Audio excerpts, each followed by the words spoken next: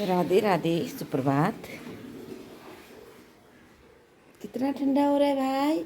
सिरोजी, आप तो काँप रहे हो बेटा, बहुत ठंड हो रही है।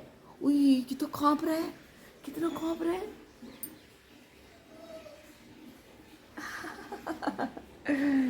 ठंडा हो गया भैया, ठंडा।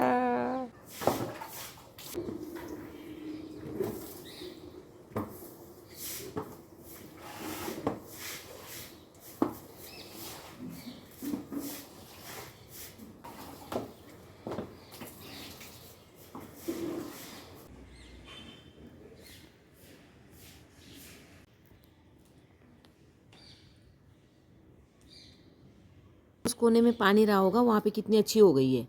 हाँ, पानी लगाना पड़ेगा भाई इसमें। अब तो एक हफ्ते रही। चलो ले आओ, फिर बनाती हूँ हरी भुजिया और मक्की की रोटी आज।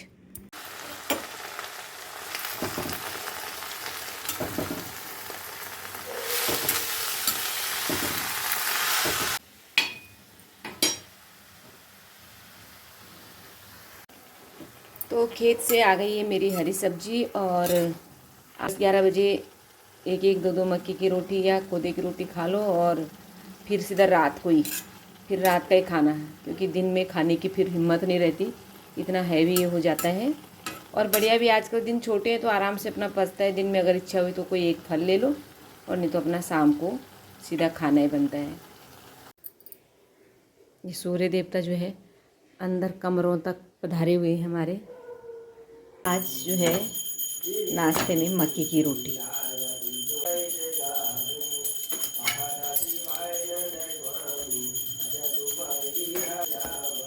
पर मुझे ये बनानी भी ठीक लगती है, मुझे कोई दिक्कत नहीं आती नहीं बनाने में। लोग बहुत परेशान होते हैं कि मक्की की रोटी फटती है।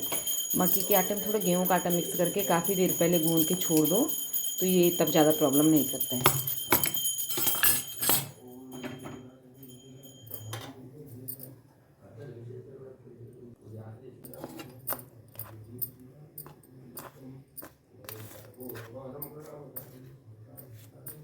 बस एक एक रोटी बना बना के ऐसे नीचे वाली पे मैंने घी लगाया।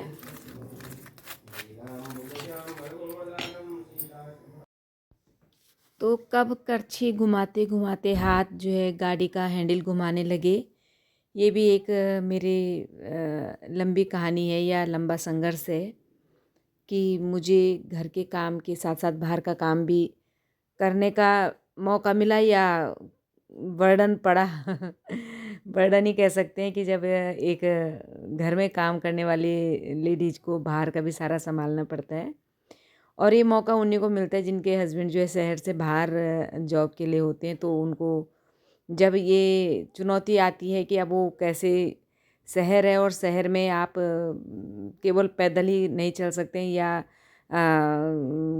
कन्वेंस के लिए आपको कुछ ना कुछ की ज़रूरत पड़ती है। तो स्कूटी से भी फिर काम नहीं चला, क्योंकि रात में कहीं शादी ब्याह में जाना है तो रिश्तेदारों के रिक्वेस्ट करो, और कोई भी हो रिश्तेदारों के लिए भी क्या बोलना। अगर मुझे रोज़ को ये बोले कि मुझे अपने घर से उठा, मेरे घर से उठा भी और मेरे घर पे छोड़ भी दे, तो शायद मैं भी थोड़ा सा आनाकानी करूँगी। तो एक छोटा सा वाक़या ऐसा हुआ कि मुझे मजबूर होना पड़ा कि मैं कार चलाऊँ और कार सीखूँ। जब आपको कार चलानी नहीं आती है तो आपके लिए बहुत बड़ी बात होती है कि कैसे इस इतने ट्रैफिक में रात में मैं कैसे गाड़ी चला सकती हूँ। मेरे लिए भी यही था। मैंने भी कभी गाड़ी में, मतलब सीखने से पहले मुझे ये तक पता नहीं था कि गाड़ी को चलाने में पैरों का भी योगदान होता है। जिस दिन मैं पहली बार सीट में बैठी और जिन्होंने मुझे सिखाई उन्होंने पूछा कि आपको गाड़ी के बारे में क्या पता है। मैंने बोला भैया पता तो कुछ नहीं है, पर ये पता आज ही लगा कि गाड़ी तो हाथों से नहीं पैरों से भी चलती है। खूब हंसे। दो तीन और भी जो बैठे हुए थे मेरे बाद जिन्होंने सीखना था वो भी बैठ जाते हैं गाड़ी में, वो भी हंसे। वाकई में हंसने वाली तो बात ही थी। मुझे झेप भी आई कि बताओ, मुझे इतना भी पता नहीं है कि गाड़ी को पैरों पैरों से भी चलाया जाता है। मैं तो लगती थी कि हाथ में हैंडल घुमाया और गाड़ी चल पड़ी। खैर कोई नहीं, मैंने भी बहुत मेहनत करी और 1 महीने में ही मैंने गाड़ी सीखी और ले भी ली, और मैं चलाना भी शुरू कर दिया। बेटी तब 10th में थी, तो सुबह सुबह उसको ट्यूशन छोड़ना जाना होता था, तो इसीलिए मेरा हाथ धीरे धीरे साफ होता गया। और अब मैं आराम से चला लेती हूँ, देहरादून में कहीं भी, देहरादून के बाहर भी चला लेती हूँ। तो मेरा कहना ये है कि हम लोगों की जो एज है इस समय 50+ वालों को सीखने में दिक्कत आती है। मैंने तो खैर चलो 8-10 साल पहले सीख लिया था।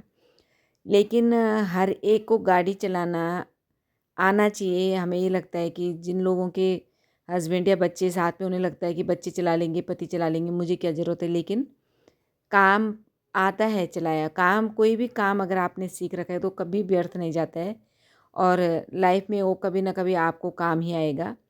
तो सीखने का जिनके मन में है, जिनको डर नहीं है और जिनको लगता है कि नीड है, ज़रूरत है, वो सीखने में कोई हर्ज नहीं है, सीखें और चलाने की कोशिश करें।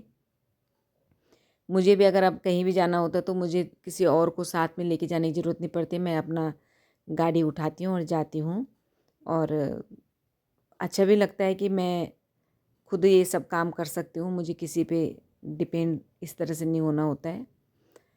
तो थी, गाड़ी सीखने के पीछे भी एक बड़ी मजबूरी थी, और खैर चलो जो भी था सीख तो लिया ना, चला रही हूँ अब, आराम से चला लेती हूँ।